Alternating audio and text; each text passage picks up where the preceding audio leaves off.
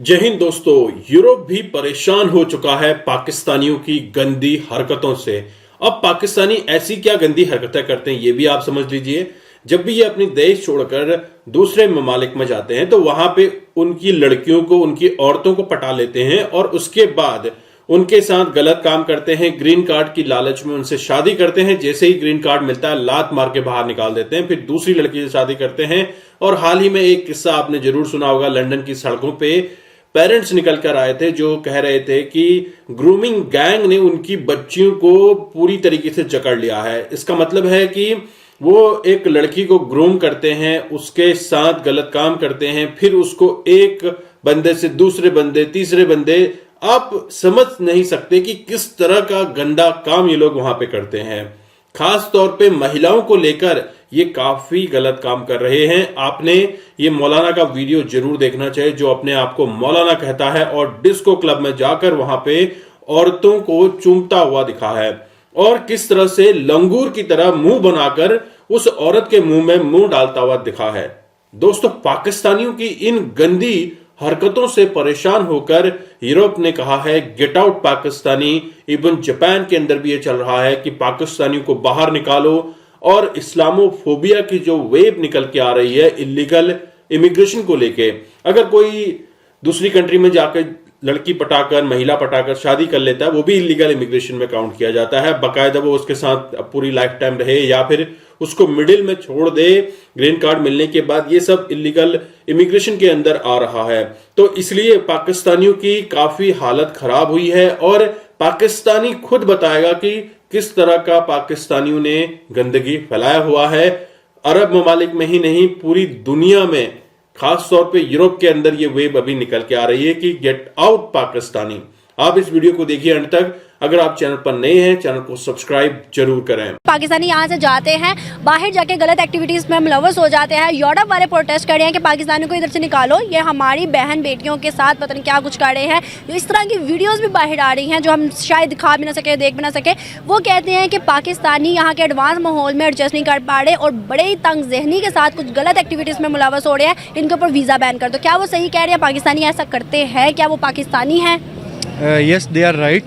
Obviously manipulation करता है, औरतों को इस्तेमाल करता है, धोखा देता है और ऑब्वियसली इसके अंदर कोई कंसेंट भी नजर नहीं आती। तो उसी तरह की इसने हरकत की। जिस तरह आपको अल्लाह तबारक व तआला ने हुस्न जमाल अता फरमाया है, इस तरह वो भी कद्दो कामत, शक्ल, सूरत के हवाले से बड़े खानदान की वो रहे उसको जफी डाल ली उसने। बड़े खानदान की, कद काट की खूबसूरत थी।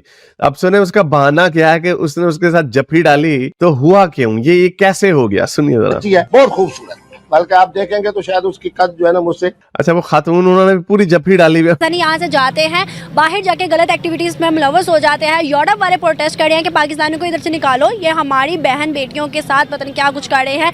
इस तरह की वीडियोस भी बाहर आ रही हैं जो हम शायद दिखा भी ना सके, देख भी ना सके। वो कहते हैं कि पाकिस्तानी यहाँ के एडवांस माहौल में एडजस्ट नहीं कर पा रहे और बड़े ही तंग जहनी के साथ कुछ गलत एक्टिविटीज में मुलव्वस हो रहे हैं, इनके ऊपर वीज़ा बैन कर दो। क्या वो सही कह रहे हैं? पाकिस्तानी ऐसा करते हैं? क्या वो पाकिस्तानी हैं?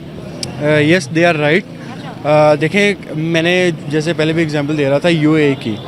यूएई में जो हम बेसिक से चलते हैं, जब वो तो एक बहुत बड़ी बात कर रहे हैं ना, उससे अगर पहले देखें तो यहाँ से पाकिस्तान जाते हैं यूएई में, वहाँ पे ऐसी एक्टिविटीज़ करें जो कि उनके कंट्री में अलाउ नहीं है। जैसे अब यहाँ से एक पाकिस्तानी जा रहा है, वहाँ पे भीख मांगना शुरू कर देता है, बहुत गलत बात है, वहाँ पे अलाउ नहीं है।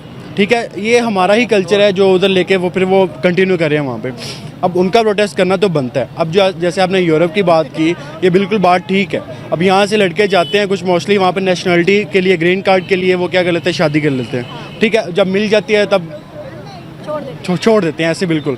तो हैं, बिल्कुल हैं, काफ़ी हद तक हैं, ये गलत बात नहीं है। और हमें क्या करना चाहिए, हमें तो या तो हमें गवर्नमेंट को ऐसी पॉलिसीज़ बनानी चाहिए कि कोई वहाँ पे जाके ऐसा कोई काम कर ना सके, या तो कोई पढ़े लिखे या कोई इंश्योर करवा के भेजें कि वहाँ पे ऐसा कोई काम नहीं करेंगे। पाकिस्तान का एक बड़ा बदनामे जमाना मौलवी है, उसका नाम है मुफ्ती कवी। वैसे ये अयाश और उस हिसाब से तो बुरा है ही है, मुनाफिक तो है ही है, लेकिन ये कातिल भी है। इसके ऊपर इल्जाम है कि इसी ने जो कंदील बलोच थी उसके भाई को उकसाया था, क्योंकि कंदील बलोच का इसके साथ भी कोई चक्कर था, उसने इसको एम्बैरस किया था। ये ऑब्वियसली बड़ी पुरानी बात है, लेकिन कंदील बलोच तो मर गई, उसने तो इसको एक्सपोज कर दिया, लेकिन उसके बाद इसको वो एक 2-3 और लड़कियां थी, हरीम शाह और समथिंग, उन्होंने भी इसको एक्सपोज किया, और भी बड़ी औरतें उन्होंने इसको एक्सपोज किया। लेकिन एक लिहाज से बाकी मौलवियों से शायद ये कदरे बेहतर अब तक इसलिए है कि कम से कम ये बच्चों को तो नहीं ना, उनके साथ तो 2 नंबर नहीं कर रहा, लेकिन ऑब्वियसली मैनिपुलेशन करता है, औरतों को इस्तेमाल करता है, धोखा देता है, और ऑब्वियसली इसके अंदर कोई कंसेंट भी नजर नहीं आती। तो उसी तरह की इसने हरकत की। जरा वीडियो आपको दिखाता हूँ कि मौलवी फिर से गंदी हरकत करता हुआ पकड़ा गया, और इस दफा इसने क्या गंदी हरकत की है, चलते हैं। तो ये हमेशा से पकड़ा जाता है गंदी हरकतें करते हुए, तो सुनिए जरा इसने अब गंदी हरकत क्या की है, और वो कैमरे पे भी आ गई है, और देखें उसका जवाब क्या दे रहा है। तो ये अल्हम्दुलिल्लाह, जिस तरह आपको अल्लाह तबारक व तआला ने हुस्न जमाल अता फरमाया है, इस तरह वो भी कद्दो कामत शक्ल सूरत के हवाले से बड़े खानदान की वो रहे, उसको जफ्फी डाल ली उसने, बड़े खानदान की, कद काट की खूबसूरत थी। अब सुने उसका बहाना क्या है कि उसने उसके साथ जफ्फी डाली, तो हुआ क्यों, ये कैसे हो गया, सुनिए जरा। बच्ची है, बहुत खूबसूरत, बल्कि आप देखेंगे तो शायद उसकी कद जो है ना मुझसे। अच्छा, वो खातून उन्होंने पूरी जफ्फी डाली हुई है।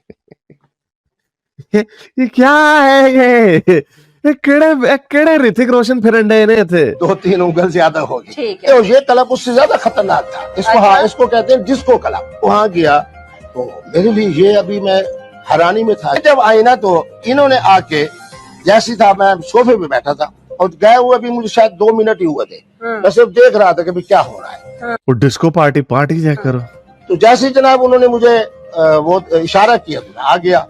इशारा करने के बाद आप यकीन करें, आपके मैं सर पे भी हाथ रखने के लिए तैयार हूँ। अच्छा, आपके भी जो औरत इंटरव्यू कर रही है उसके ऊपर भी, और आगे से लाइन मारेगा मेरी बेटी की तरह हो। भाई तेरी इसके पास तो इसकी बेटी भी आराम से ना बैठती होगी, इतना खराट आदमी है।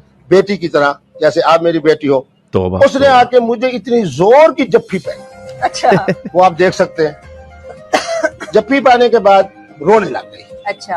रोने लगे, यहाँ के जनाब उनके वो रोने लग गई, तो उसने लंगूर जैसा मुंह बना के ना उसके मुंह में पपियां करने लग गया उसकी। यार ये क्या लोग, ये नतीजा निकलता थोड़े हुए मुआशरों का। ये मुआशरे थोड़े हुए। आंसुओं की वजह से मुझे महसूस भी हुआ कि खांसी रो। जैसे ही उनकी उसने कहा उसके आंसू पूंझने के लिए मैं अपने, उसके जेब में बेचारे के रुमाल नहीं था, टिश्यू पेपर नहीं था, उसने कहा आपके आंसू पूछता हूँ मैं अपने होंठों से। यार हिचकिचाहट बंद हुई। अब मैं हकायक को बयान करने वाला हाँ शख्स जी, हूं, बिल्कुल। और आमाल का ताल्लुक नियत से है। हाँ जी, मैं अब उसको बेटी समझ रहा हूँ। अच्छा, बेटी समझ के ऐसी चमियां दे रहा। उसके लिए मैं एक मुसले हूँ। हाँ। मैं उसकी हाजत को पूरा करने के लिए आया हूँ। उसके जो मुश्किलात है उनके लिए मैं मुश्किल कुशा बनकर आया हूँ। बिल्कुल। मैंने पहले उसके माथे पे बोसा दिया, हाँ। फिर उसके जनाब तसल्ली देते हुए उसके गर्दन पे मैंने बोसा दिया। हाँ। उसके बाद मैंने उसके कान में उसको ये कहा कि मेरी बेटी, घबराने की जरूरत नहीं है। मुफ्ती अब्दुल कवी का एक मकाम है, यहाँ के लोग और यहाँ की ताजिर बिरादरी रोजाना जो प्रोग्राम, ये जफ्फियां और पप्पियां लंगूर जैसा मुंह बना के उसके कान में कहता है बेटा कोई प्रॉब्लम नहीं है, जरा आना, जरा मैं इस होटल के उस कमरे में ठहरा हूं, वहां पे जाके तफसील से मैं आपके मसाइल सुनता हूं, और जो बेटा आपको कोई प्रॉब्लम होगी तो आप मुझे जरूर आके बताएं। क्या वजूहात है कि मुकाबले में हिंदुस्तानियों के लिए ऐसा प्रोटेस्ट या ऐसी कंपेन या ऐसी चीज़ें नहीं आती, हिंदुस्तानियों को गलत नहीं कहा जाता, उनके ऊपर इल्ज़ाम नहीं लगाए जाते, ऐसे हिंदुस्तानी पकड़ के वापस हिंदुस्तान में नहीं भेजे जाते, इवन कि उनके ऊपर वीज़ाज भी बैन नहीं किए जाते, बल्कि उनके वीज़ाज को अनलिमिटेड कर दिया जाता है। क्यों? ये गवर्नमेंट की पॉलिसीज़ हैं। हमारे जो नेबर्स कंट्री हैं या अदर कंट्रीज़ हैं, उनके साथ जो हमारा रिलेशन है वो इतना स्ट्रॉन्ग नहीं है। हमारी पॉलिसीज़ इतनी वीक है, हमारी कंट्री में पॉलिटिकल इंस्टेबिलिटी इतनी है कि वो नहीं हमें जो है वो इतना प्रेफर करते। इंडिया पावरफुल है, वी कैन से इट। अगर इंडिया की पावरफुली देखें ना, तो लास्ट रेडियोज में मोदी ने अपने 8 इंडियन नेवी जिनको फांसी कतर में देने का ऐलान किया गया था, उनको छुड़वा लिया और वापस इंडिया बुला लिया। तो उनका पावरफुल का यही एग्जांपल है कि वो इतने पावरफुल है कि देने वाले फांसी को वापस बुला लिया अपने मुल्क। जी बिल्कुल, मैंने वही बात की, पॉलिसीज़ अगर वीक है ना तो हमें कोई कुछ नहीं कुछ करेगा भी नहीं हमारे साथ, ना हमें कोई प्रेफरेंस देगा। हमारी पॉलिसीज़ इतनी वीक है, हमारे कंट्री में कभी पॉलिटिकल इंस्टेबिलिटी ख़त्म नहीं हुई, ठीक है। कभी किसी को 5 साल पूरे करने नहीं दिए गए, अगर कोई प्रोजेक्ट लॉन्च करता है आगे उसको डिसकंटिन्यू कर देता है। तो पॉलिटिकल इंस्टेबिलिटी तो एक बहुत बड़ी रीज़न है जो हमारी। ऐसे में इंडिया का मुकाबला कर सकते हैं जिस तरह से इंडिया के 10 ऑलमोस्ट या 5 से 7 ममालिक में पॉलिटिशियंस हैं और बड़ी बड़ी सीईओज जो हैं वो इंडियंस हैं और हर जगह पे इंडिया का सिक्का चल रहा है, चाहे वो कोई भी इन्वेस्टमेंट के बड़े बड़े मतलब वो चीज़ हो तो वो भी इंडिया की जाती है। क्या मुकाबला कर सकते हैं इंडिया? पिछले दिन न्यूज़ पढ़ रहा था कि 18 कंट्रीज़ जो हैं उन्होंने इंडियन करेंसी जो इंडियन रुपीज़ हैं उस पर ट्रेड करने का एग्रीमेंट किया है। ठीक है, अब हमारे पाकिस्तान देख लें, हमारी तो इकॉनमी इतनी वीक हो रही है, हम तो मतलब ये सोच भी नहीं रहे कि हम इंटरनेशनल लेवल पे पाकिस्तानी रुपीज़ में ट्रेड करें, बट उनके 18 to 20 कंट्रीज़ ने एग्री कर लिया हुआ है। तो उनकी इकॉनमी कितनी स्ट्रॉन्ग हो रही है, अब आईटी में वो कितना जा रहे हैं। अब आजकल का दौर जैसे है ही आईटी का, तो आईटी में जितना इंडिया इंटरेस्ट इन्वेस्ट कर रहा है, जितना इंटरेस्ट इंडिया का है उतना हमारा बिल्कुल भी नहीं है, ना हमारी गवर्नमेंट उसको प्रेफर कर रही है। तो दोस्तों, आपने इन आशिक मिजाज पाकिस्तानियों को देखा और आपको समझ आ चुका होगा कि पाकिस्तान के बड़े बूढ़े या फिर यंगस्टर किस तरह से इस काम में लिप्त हैं और दूसरी देशों में जाकर वहां पे जब गोरी चमड़ी देखते हैं तो उनको देखकर ये फिसल जाते हैं और फिर उनके साथ ये इस तरह से रूबरू होते हैं कि उन्हें बाद में परेशान कर कर उनको यूज कर कर छोड़ देते हैं। तो इस तरह का माहौल पाकिस्तानियों ने बनाया है और इलीगल माइग्रेशन जो सबसे बड़ा प्रॉब्लम अभी यूरोप का है, इसके लिए पाकिस्तानी जिम्मेदार हैं, ऐसा कुछ कंट्रीज का कहना है। आपने हाल ही में न्यूज सुनी होगी, हॉलैंड में इलेक्शन हुए थे और इस इलेक्शन का जो घोषणा पत्र था उसमें कहा गया था कि हम इस्लामोफोबिया की जो वेव आ रही है उसको खत्म करेंगे। बोले तो इस्लामोफोबिया के अंदर जितने भी इलीगल इमिग्रेशन है उनको खत्म किया जाएगा, इलीगल इमिग्रेशन को बैन किया जाएगा और खास तौर पे पाकिस्तानी मुस्लिम्स को बैन किया जाएगा। तो ये किस तरह से पाकिस्तान दूसरे देशों में जाकर अपनी छवि बना रहा है।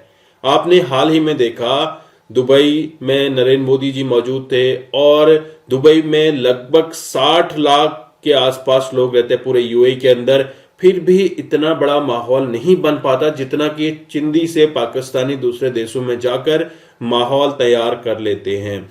माहौल मतलब कि एक गलत तरीके से इलीगली कुछ गलत काम करते हैं जिससे कि उनकी कंट्री को शर्मसार होना पड़ता है। हालांकि पाकिस्तान को जो शर्मसार होने की आदत है वो तो बनी हुई है और पाकिस्तान डरता भी नहीं है इस बात को लेके कि उसका देश का कुछ गलत नाम हो रहा है। नाम उसी का हुआ है जो बदनाम हुआ है, तो इसलिए पाकिस्तान खुद को बदनाम करने की कोशिश करता है। हालांकि बदनाम वो पहले से ही है, एज अ आतंकवादी स्टेट पाकिस्तान को काउंट किया जाता है और पाकिस्तान की लैंड को हमेशा टेररिस्ट एक्टिविटीज के लिए ही यूज किया गया है। पहले मुजाहिदीनों ने यूज किया, रशियंस ने यूज किया, इसके बाद अभी आपको अमेरिकन यूज करते नजर आए और फिर तालिबान ने यूज किया। लगातार कुछ न कुछ आपको इलीगली पाकिस्तान में भी देखने को मिलता है। तो खास तौर पे जब पाकिस्तान के मुल्ला मजहबी कल्चर के जो बच्चे पढ़ लिख कर बड़े होते हैं तो उनके दिमाग में यही रहता है कि हमें 72 हुरों की तलब है। 72 हुरों की तलाश में ये यूरोप तक निकल जाते हैं, वेस्ट तक निकल जाते हैं, अमेरिका निकल जाते हैं और वहां जाकर इस तरह के गलत काम करते हैं।